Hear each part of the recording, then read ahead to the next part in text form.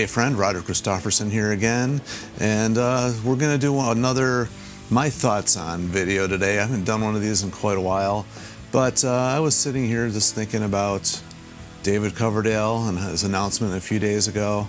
I didn't really plan on doing anything on this at all, but just sitting here thinking about it again and just like listening back to some old stuff, and it's just like, it's one of these weird feelings, you know. So anyway, before we get too into it and now the babbling starts, ask you to like, share, and subscribe to keep this music alive, because even though he's retiring and not going to be making any new music, I guess, he didn't really say specifically. Either way, we want to keep his music alive, and he's made a lot of music. He's done a lot of music. So that's kind of what this is all about, and feel free to share your thoughts and whatever you think of the band or any cool stories. You know, there's anything you can think of. The funny part for me is I go way back with my history with Whitesnake and David Coverdale. I remember hearing, I mean, I'd been a Deep Purple fan forever, and I knew about him being in Deep Purple, but you know, back when I'm young and I'm just getting into music, I'm talking like, you know, 11, 12 years old. Not a whole lot of money going around. I used to, you know, they had a paper route to, you know, mowing the lawns, shoveling driveways, all that stuff to earn money. And, you know, very picky about what we were able to get. And, you know, that kind of music was a little bit ahead of me as far as age goes. I know my best friend had a brother that was 10 years older than him. We used to sneak into his room and tape a lot of his music, put him on the cassettes and stuff, but he didn't have a whole lot of Deep Purple. You know, Machine Head, obviously, it was one of the first ones I got. Everybody, you know, plays guitar, seems to learn Smoke on the Water first. It's just one of those things. You're not even allowed to play them in music stores anymore, that song anyway. And I just didn't get any of the David Coverdale stuff. And I remember hearing, it wasn't the big album, the self-titled one. I actually heard Slide It In, and not Slide It In, Slow and Easy, excuse me, off of Slide It In. And I remember hearing that song thinking, that is one of the coolest things I've ever heard in my entire life. What is that? So when I had enough money to get that album, got that one. And still to this day, one of my favorite albums to listen to. Just like, that's one I go back to quite a bit. There's a couple different releases of that. There's one before John Sykes, the one after John Sykes, two different versions of that album. Maybe some people didn't know that, but yeah, there's two different versions of that album. And you know, I went back and I got Snakebite was actually one of the first things I bought after that, which is kind of funny because it's like, is it an album? Isn't it an album? Is it not an album? What is it? Is it Whitesnake? Is it not Whitesnake? There's a lot of debate on that one. Feel free to debate that one down below if you want. And you know, and then I went back and got some of the Deep Purple stuff with Coverdale, and just absolutely loved everything he's done. I actually really enjoyed what he did with Jimmy Page as well. That's actually, I think that's a really good album. I actually was in a band that played one of the songs off of there. We did Shake My Tree. And, you know, of course, I've done my share of Whitesnake songs over the years. Still do one now. I still play Still the Night in one of the bands I'm in. That's just an amazing song to play. You know, everybody knows the history of that album and all the big videos. But I remember hearing Love Ain't No Stranger was one of the second songs I ever heard from David Coverdale. That song, I just solidified it for me, that one there. So a lot of history just musically going back, and of course I've gotten everything throughout the years. And for me, I was very lucky. I was in a band, I can't remember what year this was now, it was 89 or 90, and our manager, I wish I could remember, I'm really terrible with years,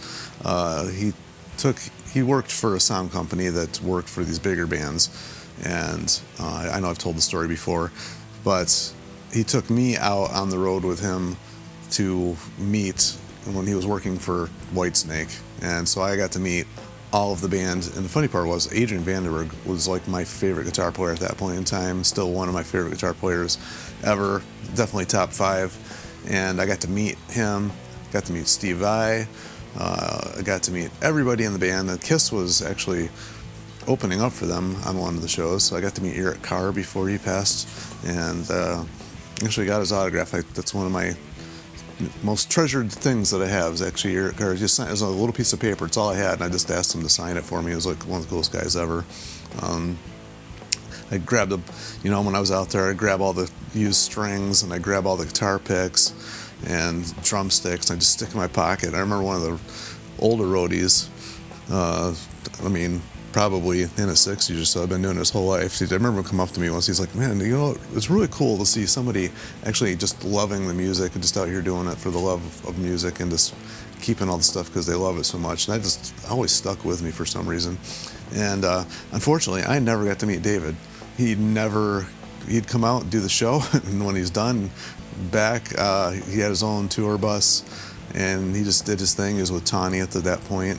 I actually briefly met her for a few seconds, but never met him. And it's just strange that I was out there, but it was a great experience. So a little personal tie there, even though I never got to meet the guy. I got to meet all the band, and it's a really surreal experience watching Whitesnake on stage, and I had Bruce Kulick standing right next to me as Whitesnake was playing that one show. And the funny part was when Kiss was playing, I had Steve Vai standing right next to me watching them. It was just such a weird experience and a great time in my life. Glad I got to live it. I'm glad I've got to listen to all the Whitesnake music over the years. I just love David Coverdale's voice. And, it's just sad to see him go. And I'm going on a really long time here, longer than I planned. But the thing about it is when I heard him announce that he was, retiring, kind of we all sort of knew maybe it was going to happen, at some point. Don't really know what's going on with Whitesnake still. He didn't really say whether he's just not going to tour anymore, just not going to make any music. He's been doing a lot of these reissues of stuff, so is he done with that? He didn't really say. So don't know what this really means. Wish him the best. He's been really influential in his song. I love his singing style, like the solo stuff he did. Into the Light is actually one of my favorite songs in the catalog. And this is a really bluesy sounding album, which I think really highlights his soulful voice. And the fact that he couldn't really hit those high notes.